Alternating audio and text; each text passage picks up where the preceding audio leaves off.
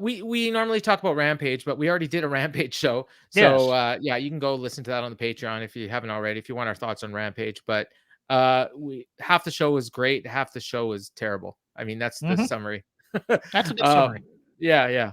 But you said you watched Dark and Elevation. I did. I only watched Dark. I didn't get to Elevation this week. I watched Dark. I watched Dark Elevation. Dark was terrible. Not a whole lot. Dark was a bit of a slog, and Dark, the order of the matches frustrated me. Sorry. No, I screwed up. I mixed it up. I watched Elevation because Elevation was first, right? Yes. Yeah, so that's the one I watched. It was 7 matches. There was nothing good on it, like nothing even resembling good. Well, no, you know what was good? Ethan Page and Leon Ruffin. That match was awesome. Leon Ruffin's great. I love Leon Ruffin. I thought he was done dirty by WWE. I thought the idea of the undersized North American champ who got the fluke win. I mean, I called for fluke wins last week, so I liked it. And also, but then they decided to turn him heel, and you're just like, I don't even remember that. He's likable. What are we doing? That's just stupid. I liked that. You know who I really liked this week, Paul? And this might surprise you. I really liked Fuego del Sol. Okay, I love that promo. That. He was on Dark, so I missed it. Yeah, and he's gone, right? He's gone. I think so. Yeah, I love that, but that promo he cut. Yeah. Look, I come out here and I tell you what I like in promos. I like people who try. I like people who are bringing some fire to their promos and really going out. This would have fit in well with Look, I'm not saying it was a phenomenal promo. Don't get me wrong. Don't think I'm overselling it here. That this is one of the great all-time promos. Was it better than Julius Creed's promo on NXT? That was good. Yeah, it was. It was really good. I wouldn't go that far either. Okay. I would say this is more like when Dusty Foot first took over Crockett, he would send out Pez Watley. Oh, yeah. Okay, yeah. And Manny Fernandez. Yeah. And Sam Houston. And they wouldn't always hit it out of the park, but they'd try. This was Fuego trying, as I like to say. This was fire. He was angry. He was ready for this QT Marshall match. Okay. He was trying to get himself over. That's what I'm trying to say. Okay. And that's the kind of promos I want to see more of, as opposed to here's the skit and the promo I'm going to do right now going into the match. No, I want you to get yourself over to people. And that's what Fuego del Sol was doing. And of course, your girl Amber Nova also on Dark, being used Elevation. As it was Elevation, right? Yeah, Elevation, she lost to Julia Hart. I saw that. Yeah. Yes. So they're trusting her with some of the next level people, which is nice. That match was 45 seconds. Yeah. Look, they're not great, but I'm just saying. Yeah.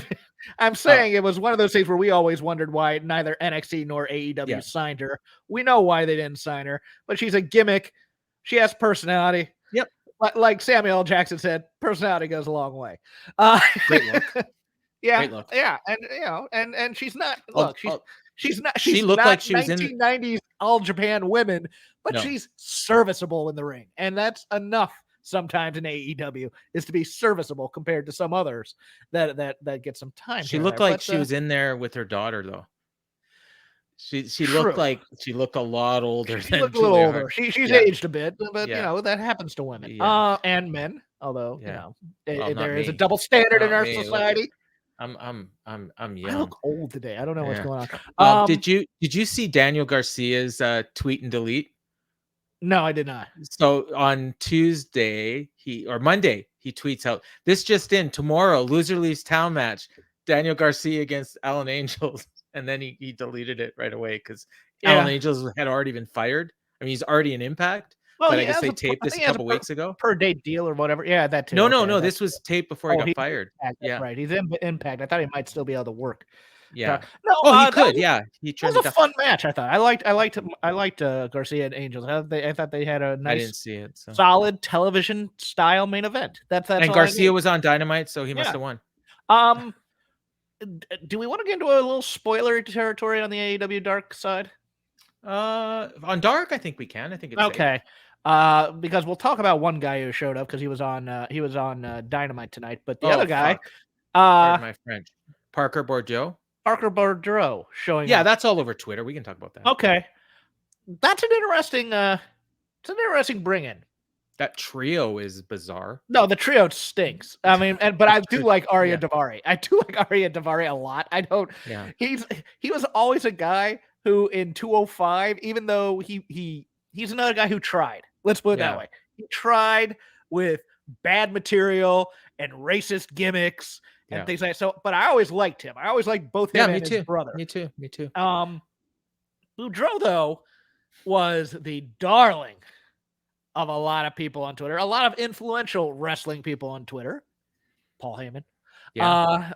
Going into getting signed by the Performance Center and then eventually getting cut for whatever reason, cut rather quick after being put on TV, moved to TV probably way too soon than he should.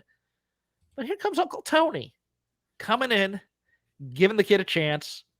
I assume he's probably training at the Nightmare Factory or somewhere, or one of the Florida schools still every day, trying to get better at his craft. But on TV, though, which always makes the growth interesting, I think it's an interesting pickup, and maybe I'll talk a little bit more about that when we get to Kole Carter. Is that the name? Carter. So what I'd heard about Mr. Boudreaux, if that's his real name, was that he essentially had no interest in getting better. And I heard that too. So the problem is that if it doesn't matter how good a trainer QT or Dustin are, if he has the same attitude there that he had in AEW or in WWE, it's probably not going to last very long. I think, he looks like $1 million. Well, he was a fairly high, watching him, I don't think he'd been an NFL caliber, but he was a fairly high level at his college player. Okay. There are guys who are talented, and this is the thing that separates greatness from just being good. Guys like him, and in every walk of life, you look for mentors and you look for good coaches and things like that. If you get the wrong coach who addresses you the wrong way, you're gonna stall. And I don't know I don't know if he needs a yeller. I don't know if he needs a motivator or if he needs a guy who's gonna baby his ego. But it's gonna depend on which he gets, whether or not he eventually makes it in here, because I think he's probably a guy who needs a guy to be a bit of a hard ass. You know what I think would be perfect for him, and I don't know if he has a desire to do this, but in Shibata, like in LA Dojo, go to a Japanese style dojo, and then they're not going to take your crap, right? And then he'll get better, and then see if you have the mentality to last. And that's the other thing, is the mental game is far more important than the physical game in any endeavor in show business or anything like that, because the moment they always say, the moment you get a backup plan, that's your plan, kind of thing. And so, I'm intrigued by it. And I'm intrigued by the other signing here, which we'll get to later on the show. But